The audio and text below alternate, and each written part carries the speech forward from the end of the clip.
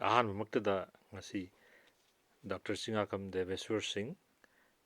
Professor and Head of Department Respiratory Medicine, Jennimsna mayambu kuramjari.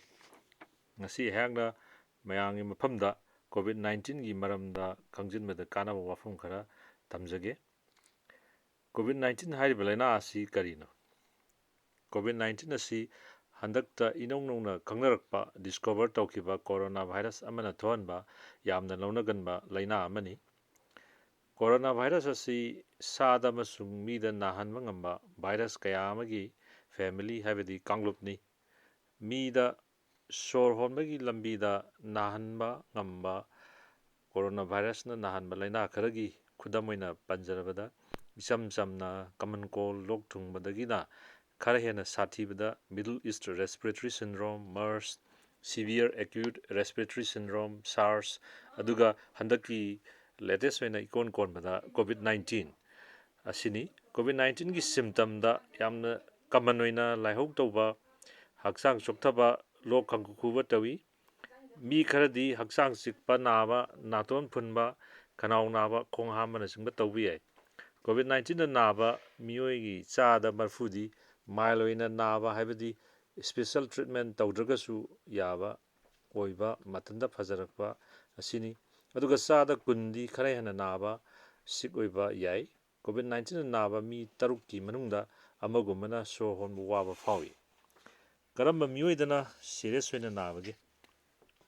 senior citizens sing heart disease sorgi lambida laina leiba diabetes leiba hypertension bp wangmana jingba leiba miyoida serious oina nagali immunocompromised habadi immunity nemba miyoising kodamoina harabada HIV cancer steroid kuina chadun leiba miyoising asi serious oina nagali laina asi karamda longnarakpage COVID-19 gi mahik chenba miyoidagi nada miyoida longnarai longnabagi moongdi mahik chenba mi amagi naton khanaudagi lok khubada hakti khanbada wa kanna ngangbada mahik yawba droplets sing marik makupsing asi aduna manakta leiba atopa nada mi amana sor honjankhibada yawgragadi laina asina narakpa yai aduga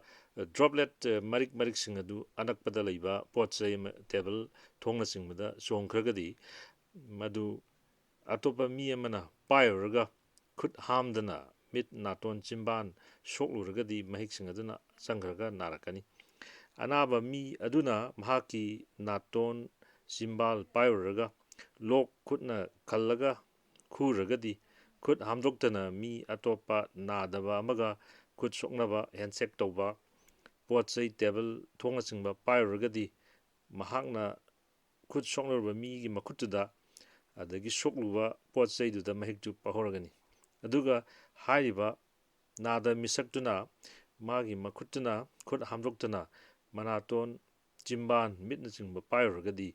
laina asina narakpa yai maik asi hakchangna changkhraga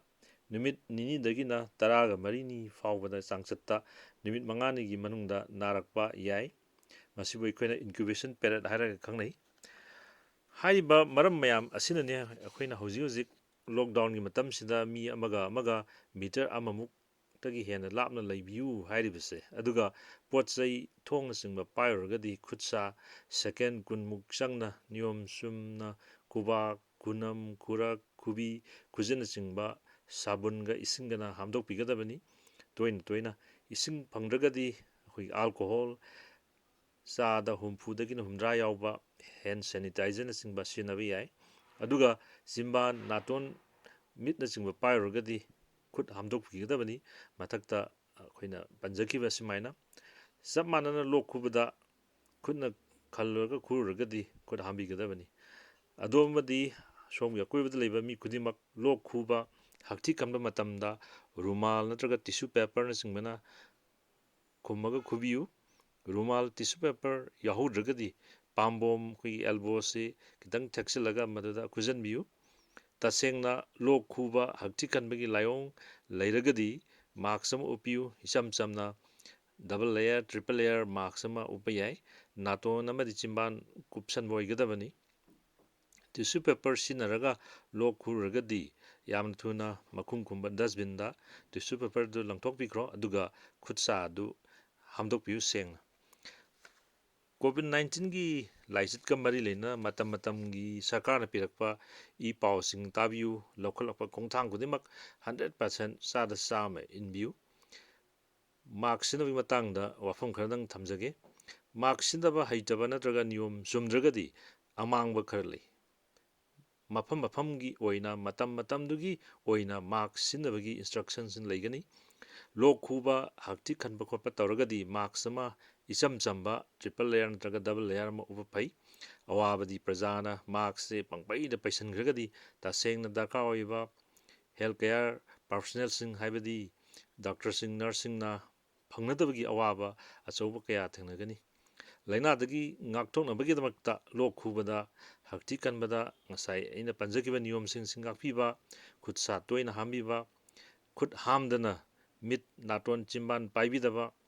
ꯃꯤ ꯑꯃꯒ ꯑꯃꯒ metre ꯑꯃꯗꯒꯤ ꯇꯥꯗꯅ ꯂꯥꯞꯅ ꯂꯥꯞꯅ ꯂꯩꯕ, social distancing ꯇꯧꯕ, ꯍꯥꯏꯔꯤꯕ ꯃꯌꯥꯝꯁꯤꯅ ꯃꯥꯛꯁ ꯎꯞꯄꯗꯒꯤ ꯍꯦꯟꯅ ꯐꯕ ꯂꯥꯏꯅꯥ ꯑꯁꯤꯗꯒꯤ ꯉꯥꯛꯊꯣꯛꯅꯕ ꯄꯥꯝꯕꯩꯁꯤꯡ ꯑꯣꯏꯒꯅꯤ꯫ ꯍꯧꯖꯤꯛ ꯍꯧꯖꯤꯛ ꯏꯟꯗꯤꯌꯥ ꯁꯤꯟꯕ ꯊꯨꯡꯅ ꯂꯣꯛꯗꯥꯎꯟ ꯂꯥꯎꯊꯣꯛꯈ꯭ꯔꯦ꯫ ꯌꯨꯝ ꯌꯨꯝꯗꯒꯤ ꯃꯄꯥꯟ ꯊꯣꯛꯄ ꯌꯥꯗ꯭ꯔꯦ ꯏꯁꯦꯟꯁꯤꯌꯦꯜ ꯑꯣꯏꯕ ꯃꯔꯝ ꯈꯔ ꯅꯠꯇ꯭ꯔꯒꯗꯤ꯫ ꯃꯁꯤ ꯂꯥꯏꯅꯥ ꯑꯁꯤ ꯃꯤ ꯑꯃꯗꯒꯤ ꯑꯃꯗ ꯁꯟꯗꯣꯛꯄ ꯊꯤꯡꯅꯕꯅꯤ꯫ ꯆꯩꯔꯥꯎꯕꯁꯨ ꯅꯛꯁꯤꯜꯂꯛꯂꯦ꯫ ꯑꯩꯅ ꯑꯩꯒꯤ ꯏꯀꯥꯏ ꯈꯨꯝꯅꯖꯔꯤꯕ ꯃꯤꯌꯥꯝꯗ ꯍꯥꯏꯖꯒꯗꯕꯗꯤ ꯄꯣꯠ ꯂꯩꯕ ꯃꯇꯝꯗ ꯃꯤ ꯑꯃꯒ ꯑꯃꯒ ꯃꯤꯇꯔ ꯑꯃꯗꯒꯤ ꯍꯦꯟꯅ ꯂꯥꯞꯅ ꯂꯥꯞꯅ ꯂꯩꯕꯤꯌꯨ ꯑꯗꯨꯒ ꯂꯩꯕꯤꯌꯨ꯫ ꯀꯔꯤꯒꯨꯝꯕ ꯒꯣꯔꯃꯦꯟꯅ ꯂꯣꯛꯗꯥꯎꯟꯒꯤ ꯑꯋꯥꯕ ꯌꯦꯡꯕꯤꯗꯨꯅ ꯒ꯭ꯔꯣꯁꯔꯤ, ꯖꯦꯅꯔꯦꯜ ꯁ꯭ꯇꯣꯔꯅꯆꯤꯡꯕ ꯈꯔ ꯍꯥꯡꯗꯣꯛꯂꯕ ꯇꯥꯔꯒꯁꯨ ꯄꯣꯠ ꯂꯩꯕ ꯂꯥꯛꯄ ꯃꯤꯑꯣꯏ ꯈꯨꯗꯤꯡꯃꯛꯅ ꯃꯤꯇꯔ ꯑꯃꯃꯝꯗꯒꯤ ꯍꯦꯟꯅ ꯂꯥꯞꯅ ꯂꯩꯔꯒ ꯀ꯭ꯌꯨ ꯂꯦꯞꯄꯒ ꯂꯩꯕꯤꯌꯨ꯫ ꯗꯨꯀꯥꯟꯗꯥꯔꯁꯤꯡꯅꯁꯨ ꯃꯁꯦ ꯌꯥꯝꯅ ꯀꯟꯅ ꯌꯦꯡꯁꯤꯟꯕꯤꯌꯨ꯫ ꯅꯠꯇ꯭ꯔꯒꯗꯤ ꯁꯔꯀꯥꯔꯅ, ꯍꯦꯜꯊ ꯗꯤꯄꯥꯔꯠꯃꯦꯟꯅ, ꯑꯩꯈꯣꯏ ꯗꯥꯛꯇꯔꯁꯤꯡꯅ ꯍꯣꯠꯅꯖꯔꯤꯕ, ꯆꯦꯟꯖ ꯆꯣꯡꯖꯔꯤꯕꯁꯦ ꯑꯔꯦꯝꯕꯗ ꯎꯠꯇ ꯘꯤ ꯍꯩꯖꯤꯟꯕꯒ ꯆꯞ ꯃꯥꯟꯅꯔꯒꯅꯤ, ꯀꯥꯟꯅꯗꯕ ꯑꯣꯏꯒꯅꯤ꯫ ꯙꯔꯃ ꯀꯔꯃꯒꯤ, ꯏꯁꯣꯔꯒꯤ ꯃꯤꯡꯗ ꯃꯤ ꯄꯨꯟꯕ, ꯎꯠꯁꯣꯞ ꯇꯧꯕ ꯇꯧꯕꯤꯒꯅꯨ꯫ ꯇꯉꯥꯏ ꯐꯗ꯭ꯔꯒꯗꯤ ꯂꯥꯏꯒꯤ ꯁꯣꯏꯗꯅꯕ ꯏꯃꯨꯡꯗꯨꯒꯤ ꯃꯤꯑꯣꯏ ꯈꯔꯗꯪ ꯁꯣꯁꯤꯌꯦꯜ ꯗꯤꯁꯇꯦꯟꯁꯤꯡ ꯉꯥꯛꯅ ꯇꯧꯕꯤꯌꯨ꯫ ꯀꯔꯤꯒꯨꯝꯕ ꯅꯍꯥꯛꯅ ꯂꯣꯛ ꯊꯨꯡꯕ, ꯂꯥꯏꯍꯧ ꯇꯧꯕ ꯂꯩꯔꯒꯗꯤ COVID-19ꯒꯤ ꯇꯦꯁ ꯇꯧꯕꯁꯤ ꯗꯔꯀꯥꯔ ꯑꯣꯏꯒꯗ꯭ꯔꯥ? ꯅꯍꯥꯛꯅ COVID-19 ꯄꯣꯖꯤꯇꯤꯚ ꯑꯣꯏꯕ ꯃꯤꯒ ꯌꯥꯝꯅ ꯀ꯭ꯂꯣꯖ ꯑꯣꯏꯅ ꯅꯛꯁꯤꯟꯅꯅ ꯅꯠꯇ꯭ꯔꯒ ꯁꯣꯛꯅ ꯁꯝꯅꯅ ꯂꯩꯔꯨꯗ꯭ꯔꯒꯗꯤ, ꯅꯠꯇ꯭ꯔꯒꯅ ꯂꯥꯏꯍꯧꯗꯨꯅ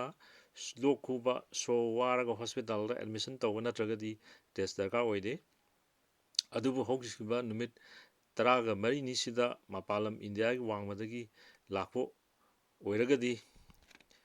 ꯍꯛꯆꯥꯡꯗ ꯁꯤꯝꯇꯝ ꯂꯩꯇ꯭ꯔꯒꯁꯨ ꯇꯦꯁ ꯇꯧꯒꯅꯤ꯫ ꯑꯗꯨꯒ ꯍꯧꯖꯤꯛ ꯑꯩꯈꯣꯏꯒꯤ ꯏꯟꯗꯤꯌꯥꯒꯤ ꯃꯐꯝꯁꯤꯡꯗ ꯑꯩꯈꯣꯏꯒꯤ ꯂꯥꯏꯅꯥꯁꯦ COVID-19ꯒꯤ ꯂꯥꯏꯅꯥꯁꯤ ꯌꯥꯝꯅ ꯀꯟꯅ ꯂꯩꯔꯛꯄ, ꯑꯇꯣꯞꯄꯗ ꯁꯟꯗꯣꯛꯄ ꯌꯥꯕꯒꯤ ꯌꯥꯝꯅ ꯑꯀꯤꯕ ꯂꯩꯕ ꯃꯐꯝꯁꯤꯡ, ꯑꯩꯈꯣꯏ ꯁꯝꯅ ꯍꯥꯏꯔꯕꯗ ꯍꯣꯠ ꯁ꯭ꯄꯣꯠ ꯍꯥꯏꯅ ꯂꯥꯎꯊꯣꯛꯈ꯭ꯔꯕꯁꯤꯡꯁꯦ, ꯃꯁꯤꯗ ꯂꯩꯕ ꯅꯠꯇ꯭ꯔꯒ ꯍꯥꯏꯔꯤꯕ ꯃꯐꯝꯁꯤꯗꯒꯤ ꯂꯥꯛꯄ ꯑꯣꯏꯔꯒꯗꯤ ꯑꯩꯈꯣꯏꯒꯤ ꯂꯣꯛ ꯊꯨꯡꯕ ꯈꯣꯠꯄ ꯇꯧꯔꯛꯑꯒꯗꯤ ꯑꯗꯨꯝ ꯇꯦꯁ ꯇꯧꯒꯅꯤ꯫ ꯑꯔꯣꯏꯕꯗ ꯑꯩꯍꯥꯛꯅ ꯃꯌꯥꯝꯗ ꯆꯩꯔꯥꯎꯕ ꯑꯃꯗꯤ ꯏꯁꯇꯔꯒꯤ ꯌꯥꯏꯐ ꯄꯥꯎꯖꯦꯜ ꯄꯤꯖꯔꯤ꯫ Stay home, stay safe. Thank U.